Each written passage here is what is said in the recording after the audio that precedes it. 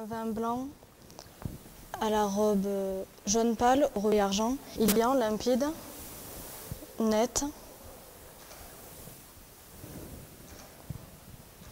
Les larmes sont bien marquées, fines, plutôt lentes. Le disque est moyen.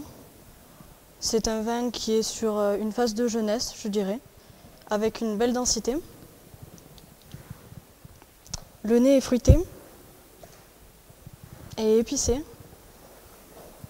Après aération, les arômes se développent un peu. On arrive sur vraiment des arômes très fruités qui s'intensifient avec des agrumes, ce côté pamplemousse qui peut rappeler le sauvignon.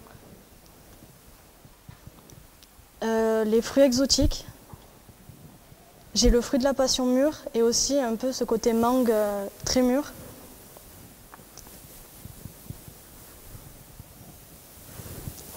J'ai des notes basées, mais vraiment très très légères qui se fondent. Et des notes de poivre blanc un peu. Donc on est sur un vin qui a des arômes assez complexes, très élégants, qui pour moi est sur la jeunesse, peut-être un élevage, et qui invite à passer à la dégustation.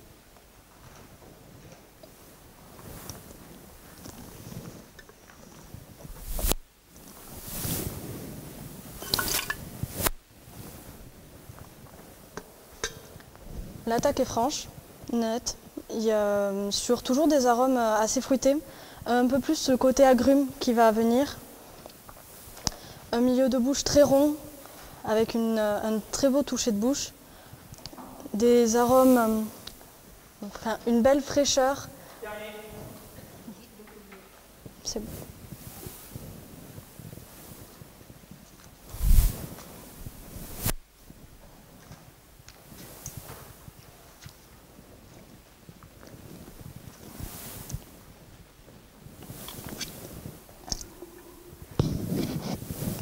Donc le premier verre, c'est un vin blanc,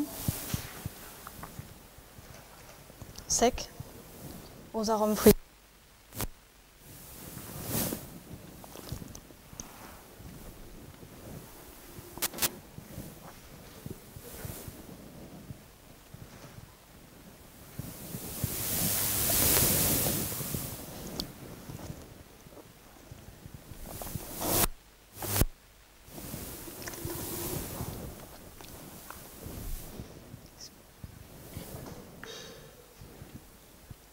Donc là, nous sommes... Alors,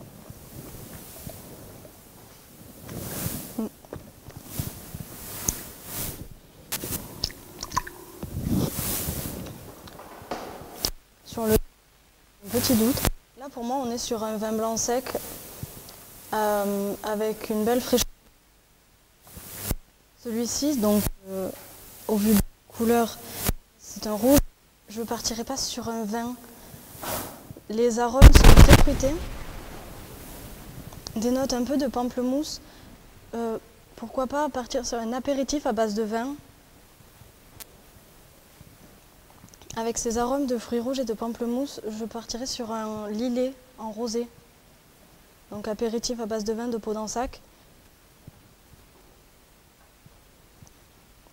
Parce qu'il a un côté un peu plus suave, je dirais, en bouche.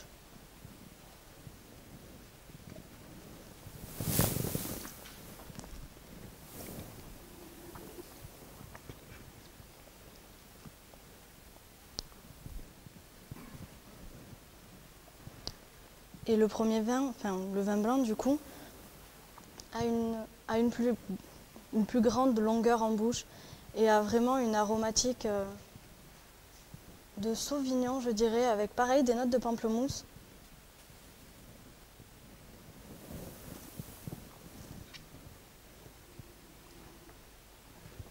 Et un côté un peu perlant en bouche.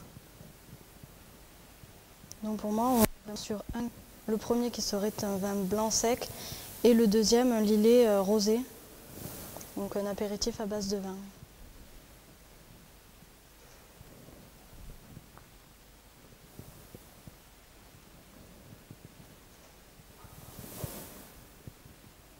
Le Le premier est beaucoup plus complexe au nez.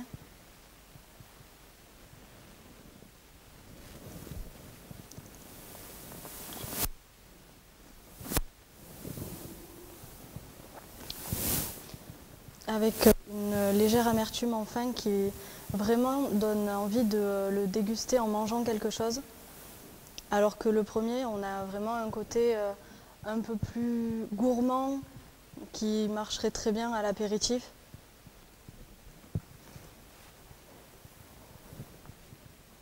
Là, pour moi, là, on n'est même pas obligé de manger en soi avec, c'est plus quelque chose pour le plaisir qu'on va prendre en apéritif, soit comme ceci, autour d'un cocktail, pourquoi pas, qui pourrait marcher très très bien. Les deux à servir frais. Le lillet peut-être un peu plus frais que le vin blanc. Le lillet, je le servirai dans les 8 degrés, le vin blanc plus vers les 10 degrés. Et voilà. Votre sommelière pour aujourd'hui, bienvenue au restaurant. On m'a dit que vous aviez une question. Oui, tout à fait. En fait, bonjour. Demain, nous aimerions visiter votre appartement. Pouvez-vous nous proposer 2 activités? D'accord. Alors, est-ce que vous avez des préférences en termes d'activités, plus quelque chose d'assez ludique que de visite, par exemple visite de monuments, de lieux, ou plus quelque chose comme d'aller faire les magasins, ou est-ce que vous avez des préférences C'est mieux l'argent que nous. Alors, ce qui est très bien à faire déjà avec ce beau temps, ça serait d'aller faire des visites touristiques, par exemple, qui est un peu loin d'ici. Vous êtes à 1 heure environ de Saint-Émilion. Pas grave, pas grave. C'est bon. Ça va alors. Et c'est une très belle ville avec plein d'histoires. Les vignobles sont classés à l'UNESCO, tout comme la ville. Après, vous avez Blaye aussi, qui va être un peu plus loin, avec la citadelle. Là, c'est pareil, c'est vraiment quelque chose de magnifique qui est à voir, je pense, au moins une fois si vous allez vers Bordeaux. Ensuite, vous avez aussi la Cité des Vins. Malheureusement, à ce moment, avec cette période compliquée qu'est le Covid, elle est fermée. Mais si vous revenez, par contre, c'est vraiment quelque chose à faire qui marche très très bien. Vous pourrez déguster des vins de Bordeaux tout en ayant ce côté activité ludique qui va vous permettre d'en apprendre beaucoup plus sur la région. Les deux je pense que ça peut être des très très bonnes activités et du coup si vous voulez faire autre chose en plein air qui ne nécessitera pas forcément la réouverture, on va dire, compliquée, vous avez faire la visite par exemple de Pessac-Léognan, aller faire la visite des châteaux si vous les appelez en avance pour pouvoir faire des dégustations avec eux pour qu'ils vous expliquent toute leur histoire comme Smith au Lafitte. Donc le château où vous avez des gens passionnés qui y travaillent et qui pourront vous expliquer leur métier, leur histoire. Et ça peut être aussi une très très bonne alternative si vous voulez découvrir la ville. Après, je ne sais pas si vous voulez que je vous dise votre idée peut-être, ou si vous avez des questions. Oui, ça paraît. Ouais.